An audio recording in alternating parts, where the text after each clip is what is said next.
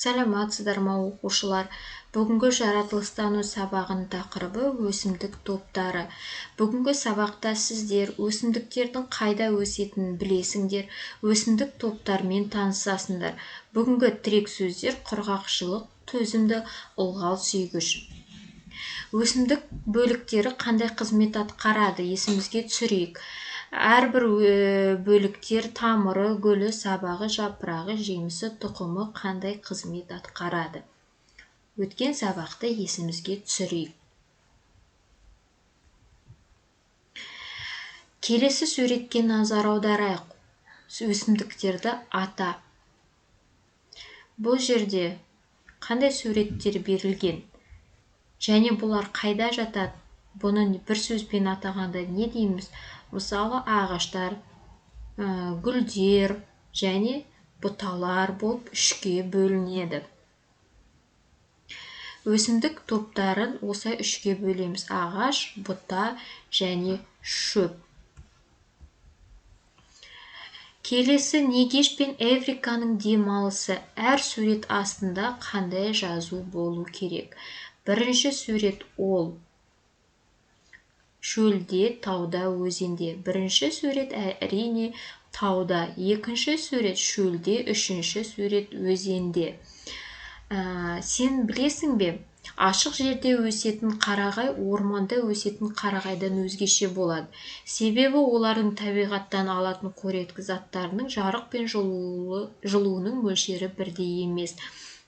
Мысалы, ашық жерде өсетін қарағай ол күннен алатын жарық пен жылуының мөлшері өте көп болғандықтан оның өсуі басқаша болады. Келесі, пазлдардың сыңарын тап. Қалай анықтайсың? Өсімдік топтарын қайсысын елімізде кездестіруге болады? Бұл жерде шөл өсімдігі, су өсімдігі, дала өсімдігі болып бөлінеді. Жаңағы айттық, бұта, шөп, ағаштар деп үш топқа бөлінсе, одан басқа шөл өсімдігі, су өсімдігі, дала өсімдігі деп тағы да үшке бөлінеді. Осы өсімдік топтарын нақты білу үшін келесі бейнебаянға назар аударайық. Өсімдіктердің бір-бірінен айырмашылығы. Өсімдіктер патшалығына біздің жер шарымызда өсетін барлық өсімдіктер топтастырылған. Оларды құрылымына қарай екі үлкен топқа бөледі. Төменгі сатыдағы өсімдіктердің денесі мүк немесе таллом. Грек тілінен аударғанда таллас. Жасыл бұтақ. Бір жасушадан да тұруы мүмкін. Бұл өсімдіктердің тамыры, сабағы, жапырағы болмайды.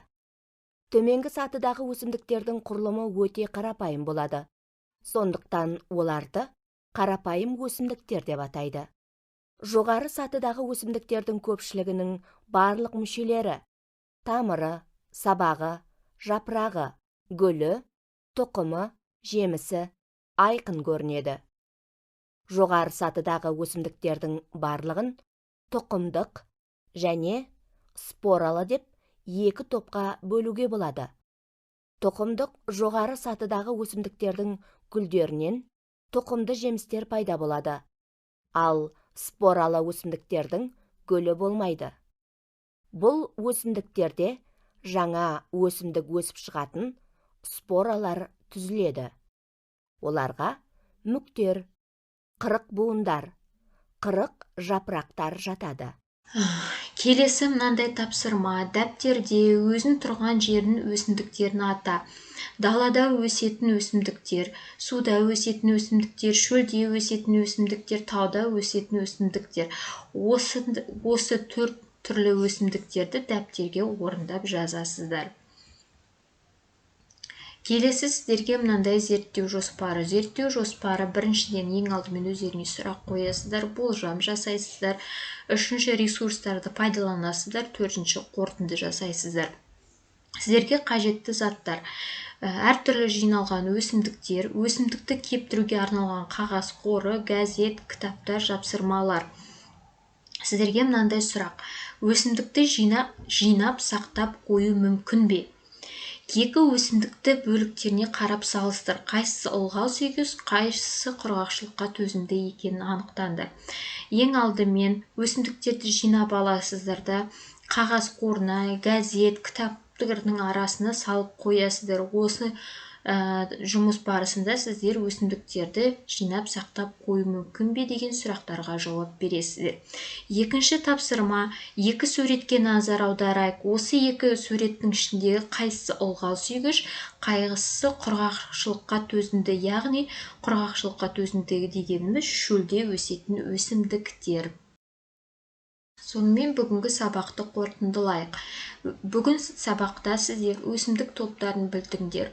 Олар ағаштар, бұталар және шөптер, және одан кейін ылғал сүйгіш және құрғақшылыққа төзімді дала өсімдігі, шөл өсімдігі, су өсімдіктері болып бөлінетінін білдіңдер. Одан кейін дала, шөл, су өсімдіктерін анықтап біздің туған жерде өсетін өсімдіктерді таптыңдар. Экспериментке қажетті ресурс түрлерін ажыраттыңдар, яғни жаңағы өсімдіктерді жинап алып, оларды кітаптың арасына салып, оларды сақтауға бола ма, болмай ма екенін анықтадыңдар. Келесі жалпы сабақты қорытындылау мақсатындағы бейне сабақтың астында берілген сілтемеге өтіп тапсырманы орындаңыздар. Сіздерге мынандай тапсырма. Алдарыңызда өсімдіктердің әртүрлі топтары берілген. Бірінші шөп, бұта, ағаш деп үшке бөлесіздер де суретте берілген өсімдіктер түрлерін топтарға бөліп белгілейсіздер. Бүгінгі сабаққа өзімізге баға берейік. Егер бірінші смайликті таңдасаңыздар, онда сабақ өте жақсы болды деген сөз. Екінші смайликті таңдасаңыздар, жақсы, сұрақтарым бар деген сөз. Үшінші орташа деген әлі де оқуым керек деген мағынаны білдіреді.